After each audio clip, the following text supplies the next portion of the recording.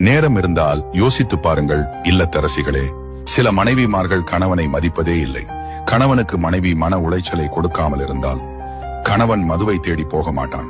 அவன் தனக்காக மட்டுமே உழைப்பதும் இல்லை, தனக்காக மட்டும் ஓடுவதும் இல்லை, தனக்காக மட்டும் சம்பாதிப்பதும் இல்லை. அனைத்தும் அவனுக்காக மட்டுமே இல்லை என்று தெரிந்தும் இந்த உலகத்தில் ஓடிக்கொண்டிருக்கும் ஒரே ஜீவன் கணவன்மார்கள் மட்டுமே. ஆனால் அவனை புரிந்து கொள்ளாத மனைவிகளே இந்த உலகத்திலேயே ஏராளம். கணவன்களை சிரிக்க வைக்கும் மனைவிமார்கள் கிடைத்துவிட்டால் கணவன் ஒருபோதும் கோவிலுக்கு செல்ல மாட்டான். மனைவிகளே, நீங்கள் தெய்வமாக மாறுங்கள். நீங்கள் சிரித்தால் தான் அவன் சிரிப்பான். உன் அன்பே அவனுக்கு கோவில், உன் வார்த்தைகள் தான் அவனுக்கு வழிகாட்டு விளக்கு. மனைவிகள் தெய்வமாக மாறினால் இந்த உலகம் ஒரு சொர்க்கம்தான்.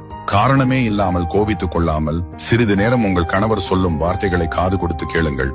அதுவே அவனுக்கு பெரிய வரம். உங்கள் கோபத்திற்கு தீர்வு கிடைக்கும். வாழ்க்கை என்பது ஒற்றுமையோட வாழ்வதற்கே. ஒருவருக்கு